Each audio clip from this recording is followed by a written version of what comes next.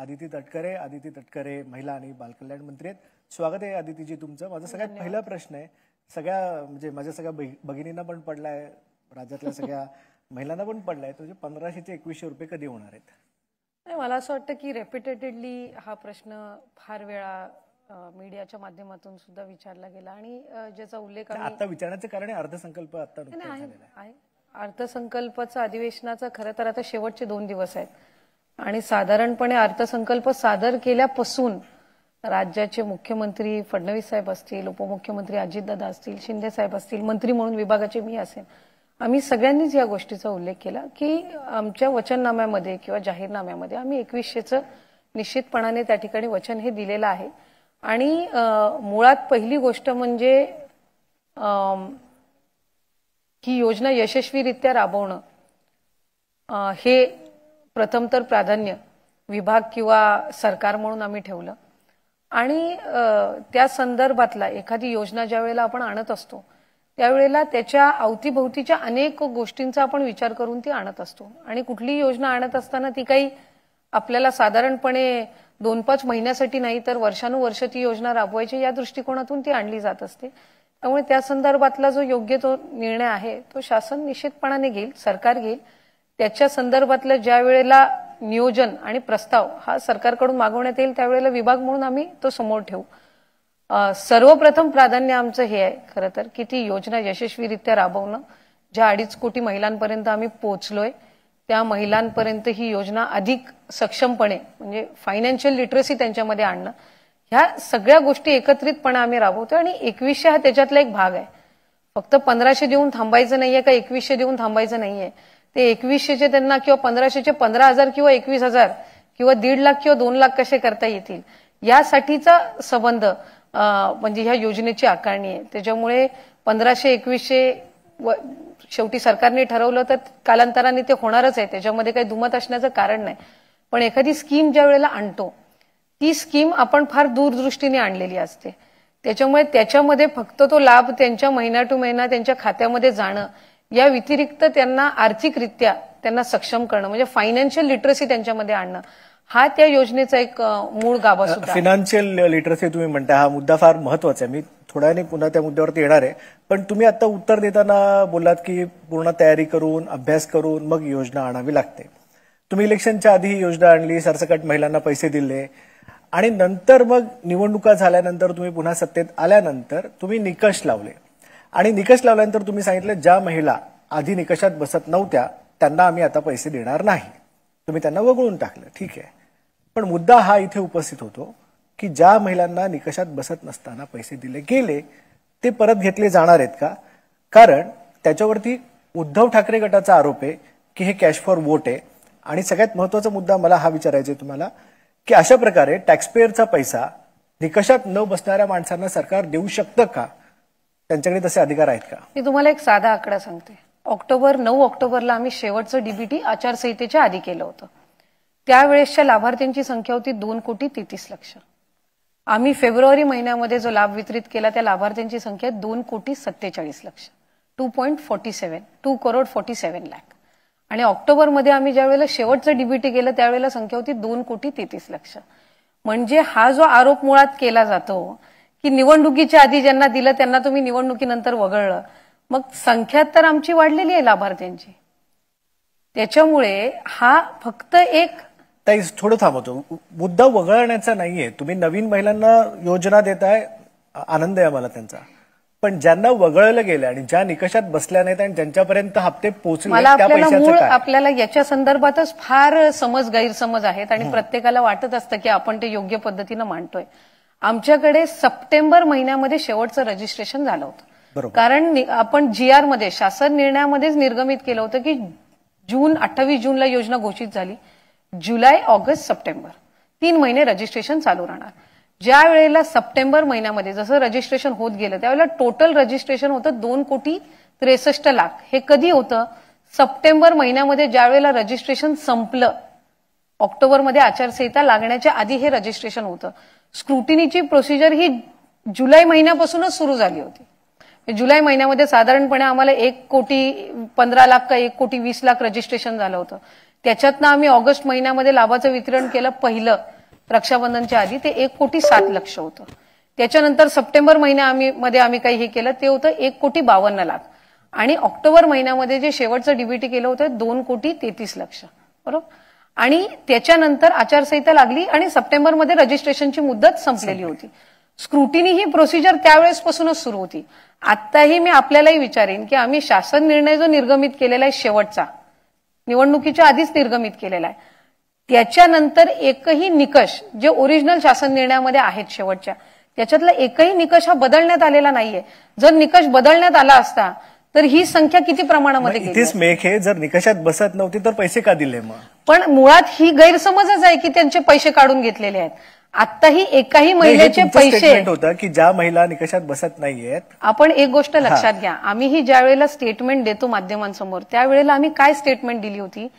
Complaint based scrutiny. म्हणजे एखाद्या जिल्ह्यामधून जर तक्रार आली की एखाद्या अर्जदाराने किंवा एखाद्या लाभार्थींनी एका आधार कार्डवर 10 अकाउंटची नावं टाकून जर त्यांनी लाभाचं हे केलं असेल तर त्याची स्क्रुटिनी. आणि ही निवडणुकीनंतर नाही केलेली आहे. ऑगस्ट महिन्यामध्ये पण अशा केसेस झालेल्या आहेत.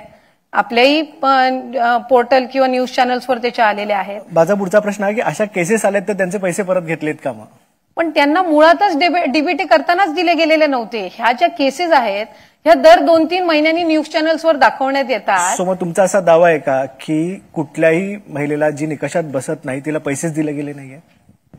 कुठलीही महिला जी निकषात बसत नाही तिला पैसेच दिले गेले नाही? आता या संदर्भामध्ये म्हणजे जसा मी म्हटलं की अनेक मिसकन्सेप्शन्स तयार करण्यात आले. ही स्कीम आहे साधारणपणे 5 किंवा 6 महिन्याची. तसं बघायला गेलं तर तुमच्या इतर ज्या योजना आहेत, संजय गांधी निराधार योजना असेल, नमो शेतकरी योजना असेल, इतर ज्या योजना असतील त्या तुलनेमध्ये आज मुख्यमंत्री माझी लाडकी बहीण ही स्कीम आहे साधारणपणे जुलै महिन्यामध्ये त्याचा हे आपण सुरुवात केलं. म्हणजे ते 6 महिने आणि आत्ताचे 3 म्हणजे 1 वर्षाचा कालावधी पण अजून स्कीमला झालेला नाहीये. प्रत्येक स्कीम ज्या वेळेला आणली जात असते त्यावेळेला तिच्यामध्ये वेगवेगळ्या सुधारणा या होत असतात. कुठली बघा, म्हणजे संजय गांधी निराधार योजनाही म्हणा, वर्षातून एकदा त्याची स्क्रुटनी होत असते. त्याचं कारण काय की जे लाभार्थी तुमचे असतात, म्हणजे आज समजा लाडकी बहीणचे लाभार्थी आहेत, याच्यासाठी आपण एज ग्रुप काय ठेवलेला आहे 21 ते 65 बरोबर आहे. तर दर महिन्याला काही लाभार्थी अशा आहेत ना ज्या 65च्या वयाच्या पुढे जात असतात, त्या ऑटोमॅटिकली योजनेच्या बाहेर पडणार. काही अशा आहेत की त्याच्यामध्ये निकष काय की ती महिला राज्यातली असली पाहिजे, राज्याची नागरिक असली पाहिजे. अशा अनेक महिला आहेत की त्या लग्न होऊन दुसऱ्या राज्यामध्ये जातात, तो बाय डिफॉल्ट त्या स्कीम मधनं बाहेर जाणार आहेत. हे शासनाने काढण्याचा विषय नाही आहे, ही प्रोसिजर बाय डिफॉल्ट होणार आहे. एखादी जर महिला सरकारी नोकरीमध्ये लागली तर ती ह्या योजनेमध्ये पात्र राहणार नाहीये, ही बाय डिफॉल्टच आहे. हे तुम्ही विधानसभेमध्ये सुद्धा सविस्तर उत्तर दिलं आणि मी ते सुद्धा ऐकलंय.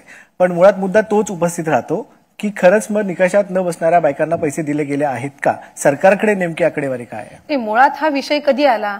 ज्या वेळेला विधानसभेच्या निवडणुकीनंतर, विधानसभेच्या निवडणुकीच्या कालावधीमध्ये विरोधकांनी ज्या वेळेला आरोप केले की एकदा विधानसभेची निवडणूक झाली की ही योजना बंद पडणार, हा नरेटिव्ह पहिला मुळात सेट करण्यात आला. ज्या वेळेला डिसेंबर महिन्याचा आम्ही लाभ वितरित केला त्यावेळेला 2,45,00,000 महिलांना तो वितरित केला. म्हणजे तरी तो ऑक्टोबरच्या आकड्यापेक्षा जास्ती होता. याचा अर्थ असा की त्यांना त्यावेळेला लक्षात आलं की स्कीम आता काही बंद होत नाही. मग स्कीम बंद होत नाही म्हटल्यावर वेगवेगळ्या पद्धतीचे त्यांनी आरोप केला की हा कॅश फॉर वोट आहे, तुम्ही पैसे देऊन मतं विकत घेतली. पण कुणाचे पैसे परत घेतलेलेच नाहीयेत तर हा विषय येतो. नाही, त्यांचा पुढचा आरोप असा आहे की हा कॅश फॉर वोट आहे. त्यांच्या जाहीरनाम्यामध्ये तर त्यांनी सांगितलंय की आम्ही 3,000ची स्कीम आम्ही जाहीर केली असती जर आम्ही सत्तेत आल्यानंतर ना. पण बेसिकली नाही आले हा भाग वेगळा झाला. करताना दुसरे करतात तर ते चुकीचं, आपण करतात ते बरोबर, असं कसं असू शकतं? कारण एका बाजूला आपण म्हणतो की 1,500ची आपण स्कीम आणली आणि मग 1,500ची स्कीम ही राज्याला कुठंतरी आर्थिक व्यवस्थेला खपाट्याला नेणारी आहे. मग तुम्ही 3,000ची स्कीम कुठल्या कॅल्क्युलेशनने ठेवली होती? आज आम्ही म्हणतोय की आम्ही 2,100 देणार, पण ते करत असताना आम्ही सगळ्या कॅल्क्युलेटिव्ह हे करून आम्ही ती आणणार 100%. 5 वर्षाचा आमचा जाहीरनामा आहे आणि महायुतीचं सरकार ते करणार. मुळात मूळ गोष्ट ही आहे की आजपर्यंत अशा पद्धतीची स्कीम ही कुठल्याही सरकारने महिलांसाठी आणलेली नव्हती. ती महाराष्ट्र राज्यातून आणली. मी महाराष्ट्राचं म्हणते, मी महाराष्ट्र, आपण महाराष्ट्राच्या सरकारबद्दल विचारतो म्हणून मी महाराष्ट्रातलं म्हणते. आणि ही यशस्वीरित्या आम्ही ती इम्प्लिमेंट करतोय, ती राबवतोय. आज तुम्ही मध्य प्रदेश पण बघितलं, त्यांचे लाभार्थी आहेत साधारणपणे 1,20,00,000. आज महाराष्ट्राचे लाभार्थी तुम्ही बघितले तर फक्त रजिस्ट्रेशन हे 2.5 कोटीपेक्षा जास्ती झालेलं होतं. त्याच्यामुळे त्यांची ही योजना यशस्वीरित्या चालू आहे. अनेक राज्यांनी त्या योजना आणलेल्या आहेत, वेगवेगळ्या स्वरूपात आणलेल्या आहेत. साधारणपणे आज आपल्या इथेही चाललेली आहे. आणि मूळ त्याच्यातलं मी म्हटल्याप्रमाणे की वेगवेगळ्या स्कीम्स येतात. आज संजय गांधी निराधार योजना ही ज्या वेळेला आणली गेली त्यावेळेला निराधार ज्या महिला आहेत, विधवा ज्या महिला आहेत, परित्यक्त्या आहेत, त्यांना आधार देण्यासाठी ती योजना आणली आणि ती आजपर्यंत सक्सेसफुली सुरू आहे. ही का सुरू आहे तर ती बनवत असताना या सगळ्या गोष्टींचा एखादी योजना ज्या वेळेला आपण आणत असतो त्यावेळेला वेगवेगळ्या स्तरावर त्याच्यामध्ये इम्प्रोव्हायझेशन हे होत असतं. तुम्ही संजय गांधी निराधार योजनेचा मुद्दा आता उपस्थित करा म्हणून थोडंसं पुढे येतो आणि सांगतो की एकल महिलांसाठी पण योजना आणल्यात. पण या महिलांचा असा दावा आहे की गेल्या 2-4 दिवसातलीच ही बातमी आहे की 2-2 महिने झाले हप्ते थकलेले आहेत. शिवाय अंगणवाडी सेविका आहेत ज्या सुद्धा तुमच्याच अंतर्गत येतात, त्यांची सुद्धा मागणी आहे की आम्हाला भत्ते मिळावेत, आम्हाला पेन्शन मिळावी. एकीकडे तुम्ही महिलांना 1500 रुपये देत आहेत, पण ह्यांचं सुद्धा योगदान तितकंच महत्वाचं आहे समाजामध्ये. दोन गोष्टी आहेत त्याच्यामध्ये. एक तर अंगणवाडी सेविका आणि मदतनीस यांच्या मानधनामध्ये 5000ची वाढ आणि अंगणवाडी मदतनीसांच्या मानधनामध्ये 3000ची वाढ ही महायुतीच्या सरकारच्या कालावधीमध्येच आम्ही केली. ती इम्प्लिमेंटेशन सुद्धा त्याचं डिसेंबर महिन्यापासून सुरू झालं. लाडकी बहीण योजनेचे फॉर्म भरत असताना आपण त्याच्यामध्ये निकष शासन निर्णयामध्ये लिहिलेलं होतं की जी अंगणवाडी सेविका पात्र महिलांचे फॉर्म म्हणजे जे फॉर्म्स पात्र होतील त्यांना प्रत्येक फॉर्मच्या मागे 50 रुपीज इन्सेंटिव्ह दिला जाईल. आज साधारणपणे 33 कोटीचा जो निधी आहे हा त्यांच्या थेट त्या जिल्ह्यांच्या खात्यामध्ये जमा होऊन अंगणवाडी सेविकांच्या खात्यामध्ये जमा झालेला आहे. सो इन्सेंटिव्ह आहेत. ज्या योजना महिला बालविकासकडून सुरू नाहीयेत त्या संदर्भामध्ये मला बोलण्याचा तसा नैतिक अधिकार नाहीये. मी आपल्याला उदाहरणं नक्की देऊ शकते, पण त्याचे करंट स्टेटस काय आहे हे सांगण्याचा नैतिक अधिकार हे त्या म्हणजे माझा नाहीये, ते मंत्री त्याच्या संदर्भामध्ये सांगू शकतात. माझा प्रयत्न आपल्या समोर ठेवण्याचा हाच होता की या वेलफेअर स्कीम्स ज्या वेळेला आपण आणतो त्यावेळेला या संदर्भातला एक लॉंग टर्म विचार केला जात असतो. एका बाजूला लाभ देणं हा त्याच्यातला एक भाग असतो, पण त्या लाभाचं पुढे त्यांनी आणखीन रूपांतर चांगल्या गोष्टींमध्ये करावं. त्यासाठी म्हणून आम्ही या गोष्टी म्हणजे त्या गोष्टीकडे आम्ही साधारणपणे जास्त लक्ष केंद्रित देतो. सुरुवातीच्या 2-3 महिन्याच्या कालावधीमध्ये आमचा वेळ हा ती स्कीम त्याची व्याप्ती इतकी मोठी होती की इम्प्लिमेंटेशनवर गेला. पण आत्ताच्या पुढच्या 2-5 वर्षाच्या कालावधीमध्ये त्या स्कीमचं त्यांच्या फायनान्शियल स्टेबिलिटीमध्ये कसं रूपांतर होईल ह्या गोष्टीकडे आम्ही कॉन्सन्ट्रेट करत आहोत. सो म्हणजे तुम्ही लॉंग टर्मचा मुद्दा मांडताय म्हणून मला हा प्रश्न विचारायचा की तुम्ही जी योजना आणली तुम्ही म्हणताय की तुम्ही त्यांना लॉंग टर्ममध्ये फायनान्शियली स्टेबल करण्याकडे तुम्ही लक्ष केंद्रित करणार आहात. पण ह्या आत्ताच्या घडीला तुम्ही हे मान्य करता की तुम्ही 1500 रुपये महिलांना देताय, सरकारला महिलांसाठी पुरेसे रोजगार निर्मिती करण्यामध्ये यश नाही आलेलं आहे आतापर्यंत आणि म्हणून 1500 रुपये द्यायची वेळ आलेली आहे कारण त्यांच्या हातात पैसा नाहीये. एक तुम्ही गोष्ट समजून घेतली पाहिजे की ज्या वेळेला आपण रोजगाराचं म्हणतो त्यावेळेला तो वेगवेगळ्या स्तरावर असतो. आता मी उदाहरण तुम्हाला माझ्याच विभागाचं देते, अंगणवाडी सेविकेचं. ज्या वेळेला अंगणवाडी सेविका म्हणजे एकात्मिक बाल विकास हे सुरू झालं 74 मध्ये त्यावेळेला त्याच्यामध्ये विधवांना प्राधान्य दिलं जायचं. त्यावेळेला शिक्षण हे 5वी किंवा 7वी असलं तरी चालून घ्यायचं. आज ज्या वेळेला आम्ही अंगणवाडी सेविका घेतो त्यावेळेला ती आम्हाला जे ऍप्लिकेशन्स येतात हे फक्त ग्रॅज्युएट नाही पोस्ट ग्रॅज्युएट सुद्धा त्या गावातल्या असतात, काही 12वी झालेल्या सुद्धा असतात. सो रोजगार साधारणपणे आपण जे म्हणतोय ते 2.5 कोटी महिलांचं ही म्हणजे लाडकी बहीणच्या याच्याने म्हणते 2.5 कोटी महिला आणि रोजगार ह्या दोन म्हणजे प्रत्येकाच्या एज्युकेशनल क्वालिफिकेशन, त्यांचे प्रत्येकाचे बॅकग्राऊंड, त्यांची प्रत्येकाची तिथली परिस्थिती ह्या सगळ्या गोष्टींवर अवलंबून असतं.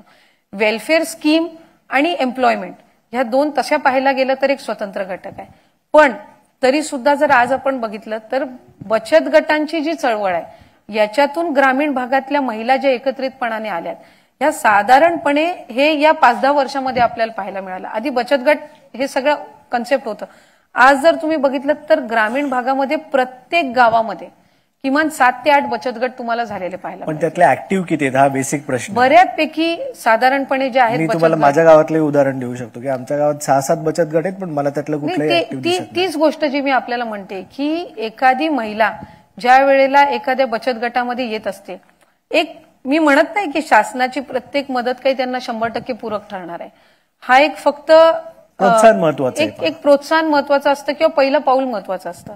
मी तुम्हाला एक नागपूरचं उदाहरण देईन. 3000 महिला आहेत. 3000 महिलांनी मिळून लाडकी बहीण स्कीम आल्यानंतर पतसंस्था स्थापन केली. आज त्याचं भांडवल जवळपास 30 लाख आहे आणि त्या आता कर्ज देत आहेत वेगवेगळ्या छोट्या मोठ्या व्यवसायांना की स्टॉल हे करण्यासाठी. आज त्यांचं स्वतःचं ऑफिस त्यांनी 5 महिन्यांनी घेतलेलं आहे.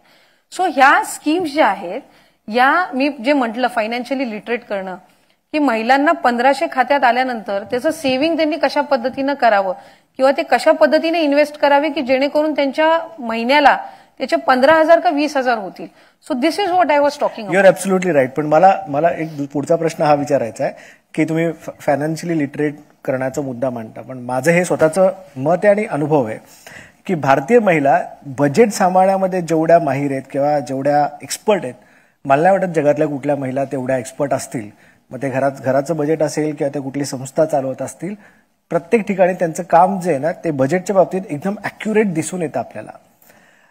सरकारचा आत्ताचा जो बजेट मांडला गेला त्याच्यातले काही आकडे मी तुम्हाला सांगतो, मग मी तुम्हाला प्रश्न विचारतो. ते म्हणजे सध्या आपल्यावरती 7,82,000 कोटी रुपये एवढं मोठं कर्ज आहे. नंतर आपण फक्त त्या कर्जाच्या व्याजापोटी 56,000 कोटी आपण देतोय. राजकोषीय तूट बघितलं तर ती जवळपास 1,10,000 कोटीच्या पण पुढे. असं नाही वाटत की ह्या ज्या महिला बजेट सगळं नीट सांभाळतात, सगळं करतात, त्यांच्याकडनं थोडासा आदर्श घ्यावा? आणि त्याच वेळेला हा पण मुद्दा आहे की सरकार कर्ज काढून सुद्धा महिलांना भत्ते पण देत आहे, कारण महिलांचा कल युजली कर्ज काढण्याकडे कधी नसतो, हे मी माझ्या घरातल्या अनुभवातून सांगतोय. नाही, एक तर मी बचत गटांबाबत उल्लेख केला. बचत गट हे कर्ज 90% बचत गट हे कर्ज घेऊन चालतात. एक कर्ज फेड पण करतात, फेड करण्याचा रेट सगळ्यात जास्त चांगला आहे. मी तेच सांगते ना, 99.95% त्याचा कर्ज फेड करण्याचा सुद्धा आहे.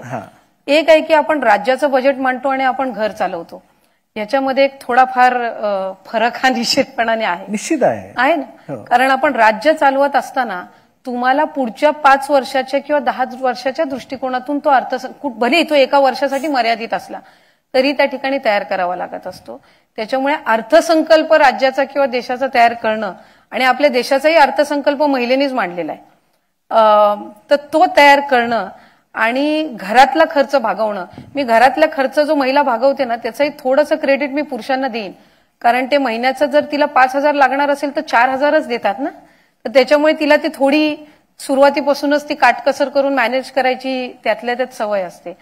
पण राज्याचा अर्थसंकल्प तयार करत असताना इथे राज्यात मात्र आपण कर्ज घेऊन म्हणजे रोड काढून सण साजरा करतोय. राज्याचा अर्थसंकल्प तयार करत असताना एक तर त्याची एक मर्यादा असते कर्ज घेण्याची, आणि त्या मर्यादेच्या आपण कैक पटीने खाली आहोत, आणि त्या सगळ्या पद्धतीचं नियोजन करूनच आपण त्या निमित्ताने हे करतोय. ज्याचा उल्लेख मी मगाशी केला की एखादी स्कीम ज्या वेळेला आम्ही आणत असतो, एखादं इन्फ्रास्ट्रक्चरचं एखादा प्रोजेक्ट ज्या वेळेला घेत असतो, एखादी योजना ज्या वेळेला आपण आणत असतो, त्यावेळेला या सगळ्या गोष्टीचा विचार करूनच ती आणली जात असते.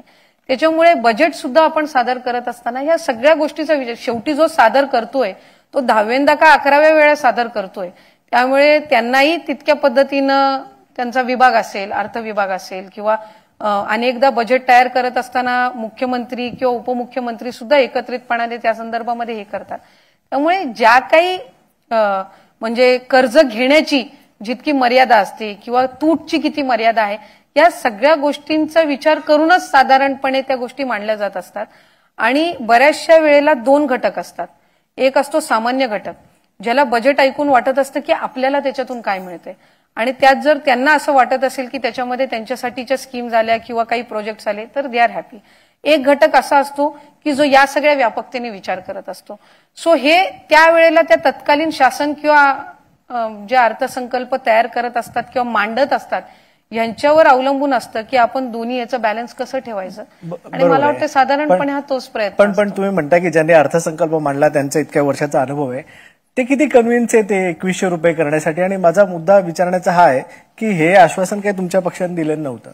नाही, आमच्याही जाहीरनाम्यामध्ये होतं, मी त्याला काही नकारणार नाही.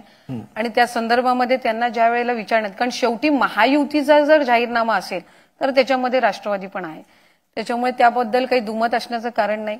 त्या संदर्भामध्ये त्यांनी सुद्धा विधिमंडळामध्ये किंवा पत्रकारांसोबत संवाद साधत असताना सांगितलं की आम्ही जाहीरनाम्यामध्ये किंवा आम्ही त्या संदर्भातलं वचन हे दिलेलं आहे, आणि ते योग्य वेळेला ज्या वेळेला त्या पद्धतीच्या स्थितीमध्ये आम्ही प्रस्ताव त्या ठिकाणी करू आणि ते लॉंग टर्म चालवू शकू त्यावेळेला ते निश्चितपणे आणण्यात येईल. पण मला एक त्याच्यामध्ये आपल्याला सांगायचंय की जाहीरनाम्यामध्ये आम्ही पहिल्या अर्थसंकल्पात 2100 घोषित करू असं कधी नव्हतं. जाहीरनामा हा 5 वर्षासाठी म्हणूनच विचारलं.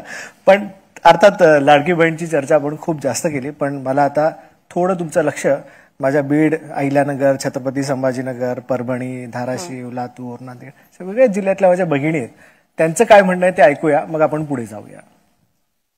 आमचं म्हणणं एकच आहे की सरकारनं दारू बंद करावं.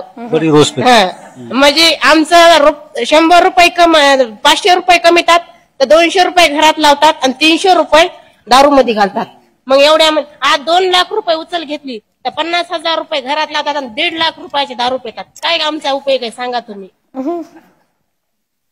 मला उत्तर हवंय तुमचं ह्याच्यावरती. एक तर तुम्ही बघा, म्हणजे तुम्हाला लक्षात येईल की प्रबोधन आणि मार्गदर्शनाची एक घटक फक्त महिलाच नाहीये, तर पुरुष पण आहे. हे त्या महिलेवरून पण ऐकायला मिळतं. आणि जे मी मगाशी आपल्याला म्हटलं की अनेकशी अशी गावं आहेत जे स्वतः पुढाकारातून दारूबंदी किंवा असे काही निर्णय घेत असतात. शासन ज्या वेळेला अशा पद्धतीचा निर्णय घेण्याचा येतो त्यावेळेला साधारणपणे त्यांना सगळ्या बाबींचा विचार करणं पण गरजेचं आहे. मी एक दोन आपल्याला फक्त उदाहरणं त्या निमित्ताने देईन की अनेक अशी राज्य आहेत वेगवेगळी महाराष्ट्राच्या व्यतिरिक्त सुद्धा की ज्यांनी साधारणपणे हा कधीतरी प्रयत्न केला असावा की आपण त्या संबंधित विभागाकडनं दारूबंदी किंवा इतर, मला आठवतंय बिहारमध्ये असा प्रयोग झाला होता, पण त्यांना फार काही काळ तो म्हणजे त्याच्यातून एक झालं की त्यांनी लिगली दारूबंदी केली, पण इलिगली त्याचं जे प्रमाण आहे हे खूप मोठ्या प्रमाणामध्ये वाढलं. मला आठवतंय एक स्वर्गीय R.R. आबा पण हयात असताना त्यांच्या कार्यकाळामध्ये तंबाखू आणि ते गुटखा बंदीचा एक निर्णय घेण्यात आला होता. आणि दुर्दैवाने तो म्हणजे त्या निर्णयाचं सगळ्यांनी स्वागत केलं, त्याबाबत काही दुमत नाही, पण त्याच्यातून इलिगली त्याचा जो सेल आहे याचं प्रमाण तो त्यावेळेस जर आपण सर्वे घेतला, मुद्दा असा आहे की प्रबोधन होणं फार जास्त गरजेचं आहे. मला साधारणपणे तसं वाटतं की दारूबंदी असेल किंवा इतर जे काही अंमली पदार्थ पण असतील या संदर्भामध्ये जास्तीत जास्त युथ किंवा म्हणजे त्या संबंधित घटकामध्ये त्या संदर्भातलं अवेअरनेस होणं खूप गरजेचं आहे. मला की म्हणजे ते अवेअरनेस तितक्या पद्धतीनं समोरच्या यांनी घेणंही तितकंच गरजेचं आहे. पण हेल्थच्या बद्दलचे किंवा मेंटल स्टेबिलिटी असेल किंवा जे त्याचे दुष्परिणाम असतात या संदर्भातलं जर साधारणपणे काही केस स्टडीज आपण त्यांच्यासमोर ठेवल्या तर कदाचित 5-10% फरक पडू शकेल. मला स्वतःला असं वाटतं की अर्बन, सेमी अर्बन आणि काही प्रमाणामध्ये ग्रामीण भागामध्ये हल्लीची जी पिढी आहे म्हणजे जेन झेड नंतरची आपण म्हणू, हे बऱ्यापैकी हेल्थ कॉन्शियस आहेत. सो इव्हन त्यांचं काही गोष्टींबाबतचं सेवन जरी असलं तरी ते किती पोर्शन आणि ह्या सगळ्याबद्दल सुद्धा ते खूप म्हणजे मी अगदी प्रॅक्टिकली तुम्हाला सांगेन की त्या संदर्भामध्ये ते विचार करतात. दुर्दैवाने प्रिव्हियस म्हणजे जे जनरेशन आहेत किंवा जे तितक्या प्रमाणामध्ये सुशिक्षित नाही असं मी म्हणेन किंवा ज्यांना त्या प्रमाणामध्ये तितकं त्या संदर्भातलं अवेअरनेस मिळालं नसेल त्यांच्यामध्ये अजूनही अवेअरनेस करता येऊ शकतो. येस, माझ्याकडे 2 प्रश्न आहेत प्रेक्षकांमधनं. एक प्राध्यापक कुंदा प्रमिला निळखंड आहेत, त्यांचा प्रश्न आहे, तर मी त्यांना सांगेल की त्यांनी प्रश्न विचारावा. माझा प्रश्न माईक 1 मिनिट.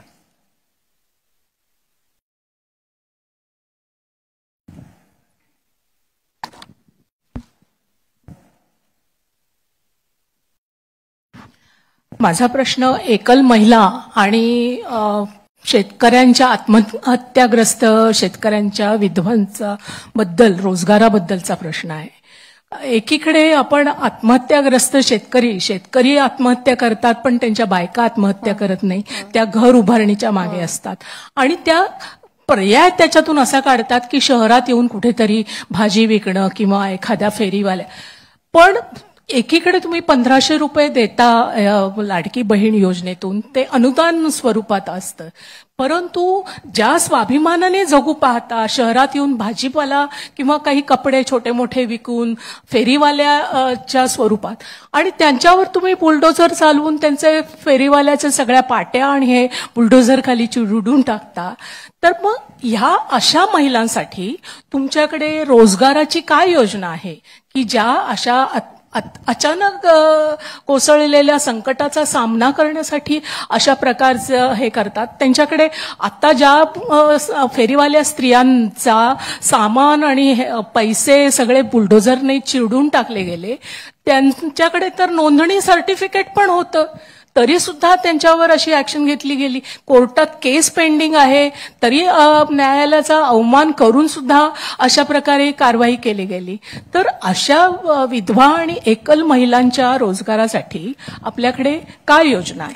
दुसरा प्रश्न आपण प्रश्न लागोपाठ घेऊ आणि मग उत्तरं घेऊ. माझं नाव लक्ष्मी यादव आहे. मी पंढरपूर तालुक्यातील तावशे गावातून येते.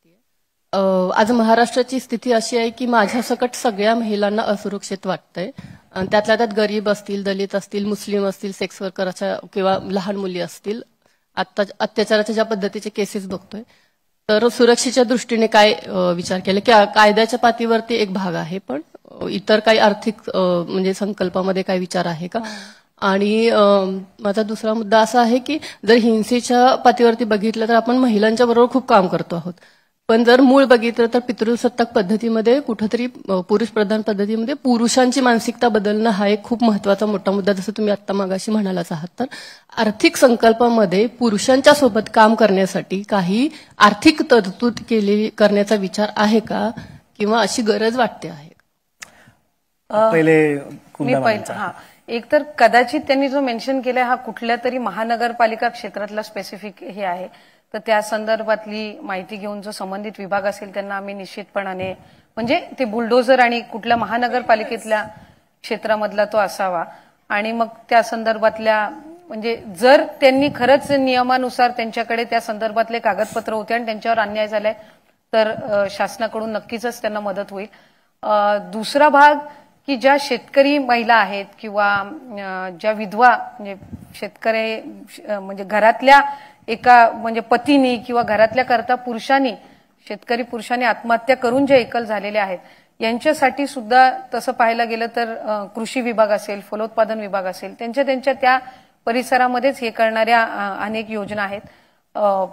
आणि साधारणपणे एकल महिला असतील, निराधार महिला असतील, यांना अधिकाधिक बहुतांशी स्कीम्समध्ये प्राधान्य सुद्धा दिलं जातं. तर मला असं वाटतं की बऱ्याचशा वेळेला कमी कुठे शासन म्हणून आम्ही पडतो ते आम्ही त्यांना म्हणजे अवेअरनेस म्हणजे स्कीम्स त्यांच्यापर्यंत पोहोचवण्यामध्ये आम्ही बऱ्याचशा वेळेला कमी पडतो, आणि ती दुरुस्ती निश्चितपणाने प्रत्येक विभागाने घेणं आहे.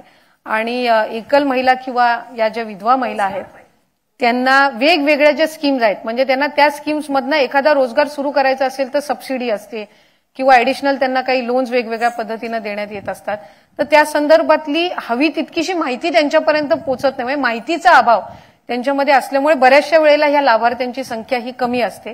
त्यामुळे ती दुरुस्त करण्याचा शासन स्तरावरून प्रयत्न होणं हे नक्कीच गरजेचं आहे. आपण दुसरा प्रश्न जो विचारला तो महिलांची एकंदरीत असणारी सुरक्षता किंवा ह्या 2-3 महत्वपूर्ण गोष्टी आहेत. एक तर आपण म्हटल्याप्रमाणे पुरुषांची म्हणजे मानसिकता, नुकताच महिला दिन ज्या वेळेला आम्ही साजरा केला, आम्ही सभागृहामध्ये सुद्धा त्या संदर्भातलं हे केलं की महिला दिनाच्या दिवशी फक्त महिला आमदारांनीच बोललं पाहिजे असं नाहीये. महिलांच्या बाबतीमध्ये पुरुष म्हणजे जे आमदार आहेत एकंदरीत, मी स्वतः हे बिलीव्ह करत नाही की आम्हाला महिला आमदार बोलावं, आम्हाला आमदारच बोलावं. म्हणजे महिला आमदार आणि पुरुष आमदार हे काय आहे, कारण आम्ही शेवटी एकाच जनरल प्लॅटफॉर्मवरनच आम्ही निवडून येत असतो. तर त्यामुळे तो एक साधारणपणे मला वाटतं तो स्टिग्मा हा आजही आहे. आणि या संदर्भामध्ये कधी आपण त्याच्यामध्ये काय मानसिकतेमध्ये आपण म्हणजे अजून किती कालावधीमध्ये बदल होईल याची शाश्वती खरं तर आपण देणं, मी तर नेहमी म्हणत असते की लहानपणापासूनच एखाद्या मुलगाला म्हणजे जो तुमच्या घरातला मुलगा असेल त्याला तुम्ही हे शिकवणं की आई आणि वडिलांमध्ये किंवा महिला आणि पुरुषामध्ये फरक नाहीये, ते निश्चितपणाने आम्ही काही त्या संदर्भामध्ये पुढाकार सुद्धा घेतलेले आहेत. म्हणजे मी दोन्ही गोष्टींची वेगवेगळी तुम्हाला उत्तर देईन, सिक्युरिटी आणि ह्याचं वेगळं आणि या संदर्भातलं वेगळं. कारण मला स्वतःला असं वाटतं की कुठलंही राज्य प्रगतशील त्याच वेळेला असतं ज्यावेळेला तिथल्या महिलांना सुरक्षित वाटेल. त्यामुळे असे प्रसंग ज्यावेळेला घडतात ते दुर्दैवीच असतात. आम्ही मागच्या 1.5-2 वर्षाच्या कालावधीमध्ये मनोधैर्य नावाची एक स्कीम ही आधीपासून सुरू आहे, मनोधैर्य योजना, पण त्याच्यामध्ये साधारणपणे फक्त महिलांवर ज्या वेळेला अतिप्रसंग होतात, म्हणजे काही रेप केसेस वगैरे जे असतात किंवा सेक्शुअल हॅरेसमेंटचे केसेस असतात, त्याच वेळेला त्याच्यामध्ये अंतर्भाव केला गेला होता त्या स्कीममध्ये. आम्ही थोडी त्याची व्याप्ती वाढवली.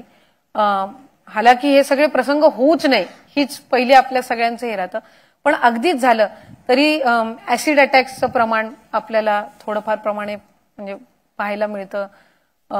घरामधले जे त्यांच्या घरामधले जे गॅस सिलेंडरचा स्फोट होऊन त्यांचं म्हणजे फिजिकली ते डॅमेज होतात, तर आम्ही त्यांना पण मनोधैर्यमध्ये म्हणजे इन्क्लूड केलं. हे गेल्या 1.5-2 वर्षामध्ये आम्ही केलंय.